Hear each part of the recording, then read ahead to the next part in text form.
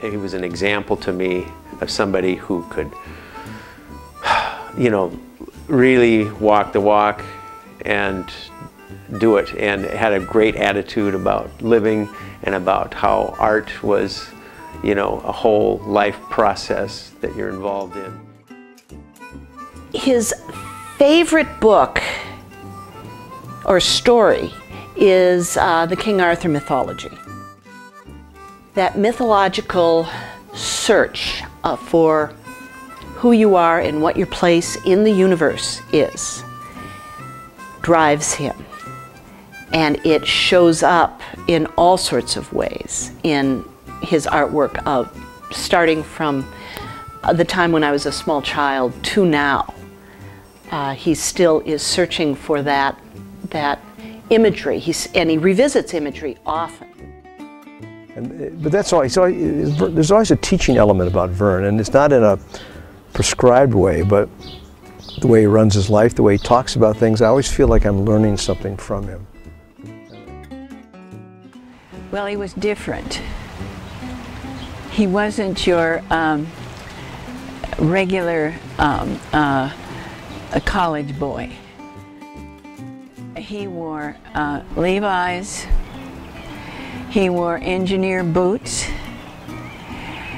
and I know he wore a shirt, but I can't remember what it looked like. He was very handsome, and he had a crew cut.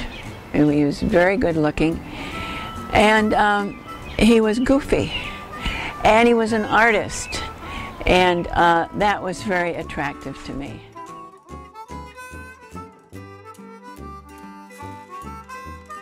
I met him on the campus at the University of Minnesota. A bunch of kids used to hang out in the Bridge Cafe, and a very good friend of mine, Sally Groner was her name, went to high school with him, and she introduced me to him. Well, everybody knew he was an artist. He used to draw cartoons for the Minnesota Daily, which was the newspaper. There was a magazine that was put out called the Sky-U-Ma, and he drew for that, illustrated and cartoons. And everyone who had known him knew he was an artist, and he was majoring in art at the beginning. And he came back on leave after basic training, and we got married. I was still in school. And then I graduated and I joined him, and we lived out on the West Coast in Tacoma, Olympia, Washington. Our daughter was born there. And then we came back here. And I guess a couple of the things that I would say about him, he was a wonderful father. Sure. Growing up was an adventure. You never knew what was going to be happening. Christmas was a great time because I'd come down, or I'd come into the room with the fireplace and the tree, and there would always be toys there. Not the kind of toys everybody else got. I would have marionettes and hand puppets and toys like that. One year I think I got an entire puppet theater. They thought I had the best father in the world. They'd all rather much come over to my house and do things, play with my stuff, because it was more interesting. You know, it wasn't your normal toys. I had plenty of those too, but they weren't as much fun.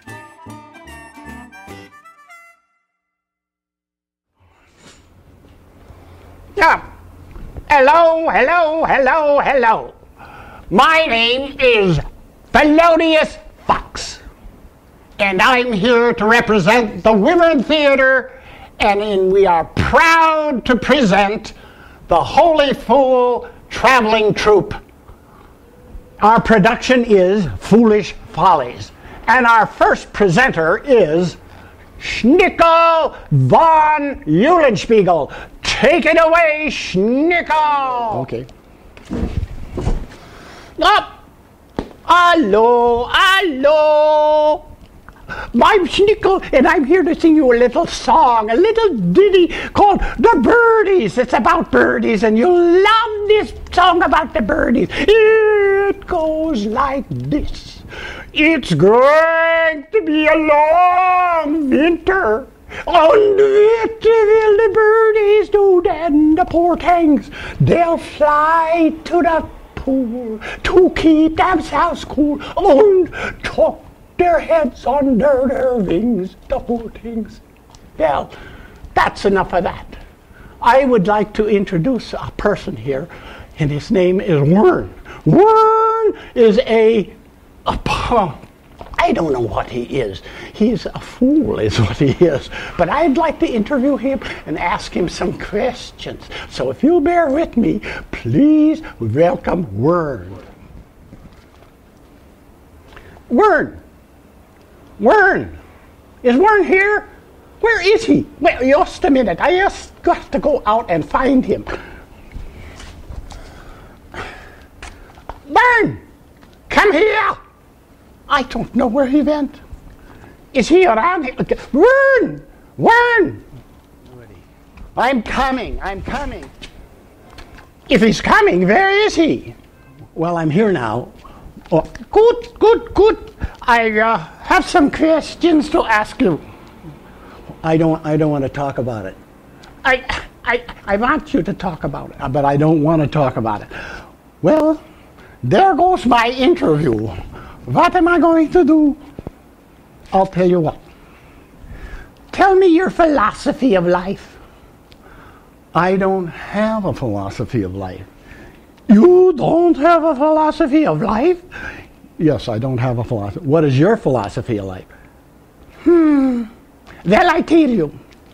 My philosophy is when you come to a fork in the road, take it. Isn't that a philosophy? That's my philosophy. Right. Well, now, talk about your non-events. That interview was certainly a Mr. Nothing. Anyway, we're going to try one more time, and we'll get Rebecca Raven out here, and she may be able to do a lot better job with Mr. What did Schnickel call him? Verne? Well, we'll try. You see, Verne. Come on out here again. Let's try this again. And Rebecca, where are you? Come here. Come here, Rebecca. I'm coming. Oh, good. Just hold your pants on just a moment. All right, Polonius, what is it you want me to do? Well, I want you to get out there, and I have to track down Verne, and we will try to interview him, try to get some information. It's not going to be easy. It's not going to be easy, but do so anyway. All right. Oh, where is Verne? It's not Verne. Why does he keep saying Verne? Well, now she's got me doing it. Verne, get over here. I have to interview you.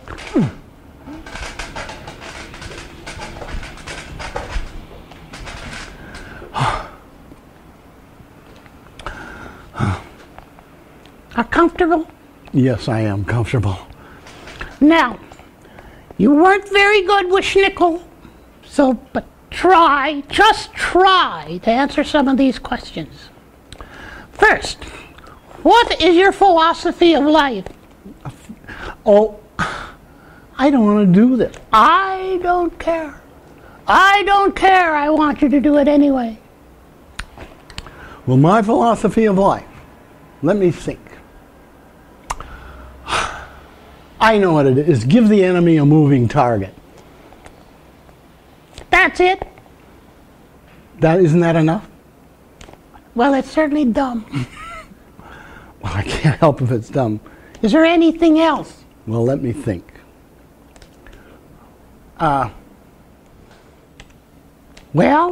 what is your philosophy? Well, if it comes right down to it, I think what it is laugh, and the laugh world's with you. That I like. That I really like. But It's laugh and the world laughs with you. no, no, it's laugh and the laugh whirls with you. That's it. So you have two philosophies, laugh and the laugh whirls with you, and give the enemy a moving target. Well, I think that's about it. Well, I think you can go away now. Okay. All right, let's try this again. Maybe I can bring some kind of meaning in your life because it's so shallow what you're telling me. I know, we find great profundity in poetry. And I happen to be the poet laureate of Fridley, Minnesota. So I guess I knew that, just tried to forget it. Anyway, I'm going to recite you a poem. This is written by Ogden Nash, and I think you'll find it significant. Some termite, some termite found some wood, tasted it, and found it good. And that is why your old Aunt May fell through the parlor floor today. Does that have any meaning to you? Well, yes, it has a great deal of meaning to you.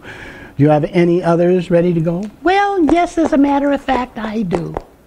Well, what other uplifting poem do you have for me? Wee Willie's sister fell in a cistern, and that is why, my darling daughter, we always sterilize our water. Well, that is certainly beautiful. That is certainly beautiful. I knew you'd love it. Do you mind if I go now? Yeah, why don't you just go away? Just go away. And as for me, I'm going home and take a nap.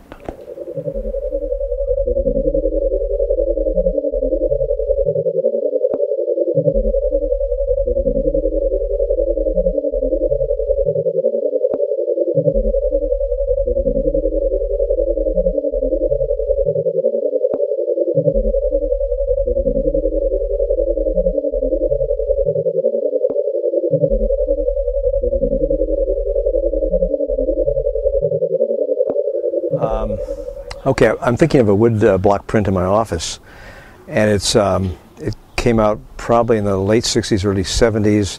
It was in response to the racial conflicts in the South with police and dogs and herding black people off the sides of streets. And so he's got this vicious dog with a chain around his neck and a boy, and the title is "Every Boy Must Have a Dog." And obviously it's a political statement, it's very satiric. Verne loves dogs, and he does them in large forms, but this is a vicious dog. And the counterpoint between that and every boy should have his dog, I mean, it's a wonderful statement. In your own. His strength has always been with positive negative space, black and white surfaces, so he was drawn, I think he was very much drawn to the medium of block print. He is also very whimsical. He draws a lot of his art from mythological subject matter and his own inward journey of who he is and what he believes, which is not probably your standard run-of-the-mill everybody where everybody goes. Or well, he's I mean, in some ways he's a very you know, what you see is what you get kind of a guy. I mean, he's very honest and forthright about who he is and what he is. I mean, some of that's, you know, there's not a lot of, in a sense, mystery about him. You know, he's not hiding anything. You know, he's right there. He's always exactly who he is. And that's part of the deal about Verne, I think, that attracts people. I mean, he's so comfortable with himself and who he is and what he does, you know, that it doesn't, you know, he doesn't have to explain himself about, he doesn't have to defend what he is or what he does. He just is. You know, an insight into him, I mean, if you just sit and talk to him, you know, he's very honest and he'll tell you anything you want to know right up front.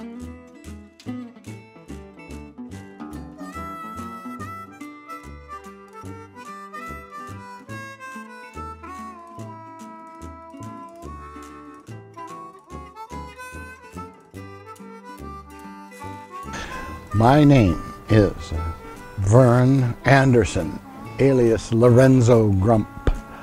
I was born in actually born in Minneapolis, and I was born in my grandma's house. And the legend was I was born on the kitchen table, but I never ever thought of questioning that.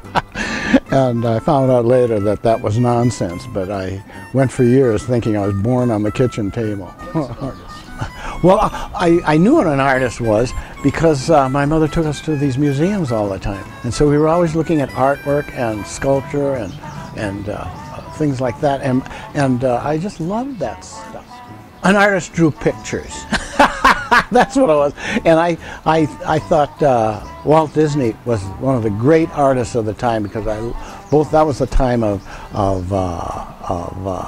Snow White and the Seven Dwarfs and Peter Pan and things like this. And so I fell in love with those animated movies. And I actually thought I was going to be a cartoonist. And even as an adult, I thought I was going to be, or as a young adult, I thought I was going to be a cartoonist. College News. And then I volunteered to go to work for the Minnesota, well, it was the Sky Uma. It was a magazine, a humor magazine. It was based on the New Yorker in style and technique and had lots of humor stuff in it. So there were several college students that were artists or cartoonists that were contributing to the magazine. And that was really the start of everything because that was very important to me to be accepted. I did this dumb cartoon of a guy standing by a pay telephone, putting his coin in, and he got out a Coca-Cola. And I thought it was so funny, but they did too. Today it wouldn't make any sense. But it's taken me a long time to figure out who I was. And I think that art was